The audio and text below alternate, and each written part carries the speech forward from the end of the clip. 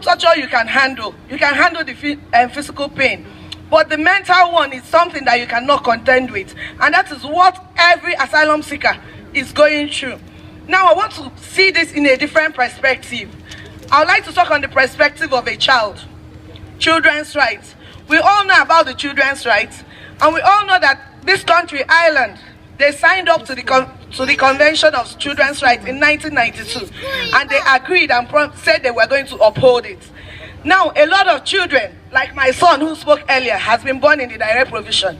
A lot of them, that is the only life they've known. From birth up to 9.5, 10 years, they are living in the same place. And what does this child's right tell us?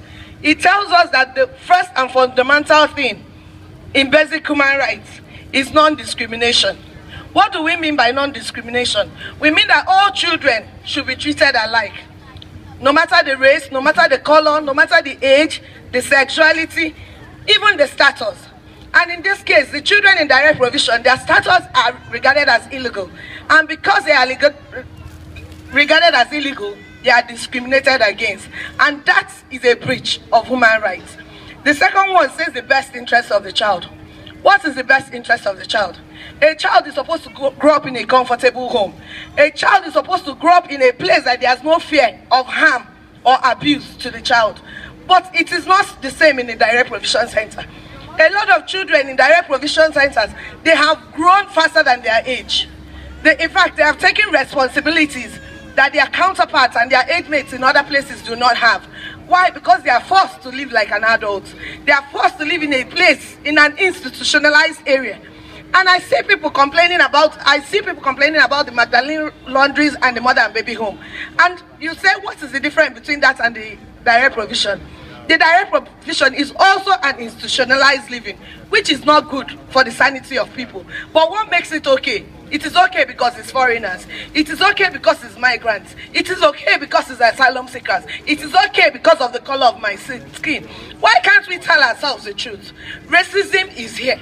Because when you treat people differently because of where they are from, or because of their status, or because of the color of their skin, that is what racism is all about. And this is what our little children are facing every day of their life without knowing what they will see next. The third one we'll talk about is the right to survival and development. Children need the right to survival. They need the right to access basic services of equality. They need the right to survive. But look at asylum seeker children. We have people who take their living stats and they make good grades. But because they are children of asylum seekers, they are not allowed to make the best of their life. They are not allowed to exploit their potential. They are not allowed to exploit their potentials. And that is not fair at all. And I keep saying to people who care to know, these children are the future of tomorrow. Today you can treat them like this, but tomorrow you don't know what they will be. Believe it or not, there are a lot of great people in the lives of these children. And tomorrow they will wake up and they will ask questions. I don't know about other mothers, but I certainly will tell my children what they went through. I will tell them and they will ask questions. Look at Barack Obama. Today, when he became the president, Ireland was proud to say that he has an ancestor from Ireland. These children, they are great ones in them. They could be footballers, they could be presidents, ministers, what may. But I can tell you, great men of God. But children here will be great. And tomorrow, Ireland will be proud to say, oh, this child was born in Ireland. This child has a linkage to Ireland. But they will forget what they've done to them now. Then the final one I want to talk about is the view of the child. The best interest of the child and the view of the child. You just heard a little boy say something. It is a basic human right that the view of the children should be listened to. But that is not in the case here. Children here are suffering and they are speaking out. As at the time I was the age of this boy, I wasn't thinking of things like this. But in this age, even children as little as 3, 4, they all know what they are going through. I have a little daughter who is 5-year-old. And every day she wakes up, she tells me, Mommy, I need to pray. And the first thing she says is, oh God, I pray that you will give me my paper. Not just me, but everybody in this center. So that people will have a life. So that people will contribute to the society. Asylum seekers are not lazy. We are not sponges as we are called. We are able, more than able to do whatever.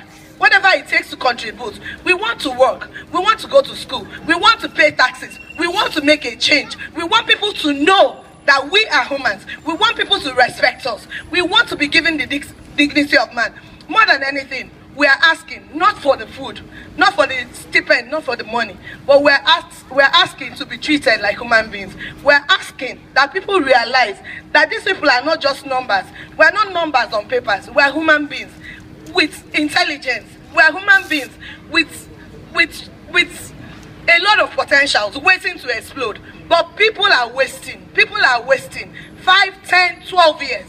Let Ireland begin to think now. I said in an opinion poll I wrote for Evening Echo one time, I said that the problem I have realized since I came to Ireland is that there's an adage we have in Africa. They said crying over spilled milk. In Ireland, you still things happening. Nobody is bold enough to stand and talk. But when it is too late, they begin to say, oh my, this is it.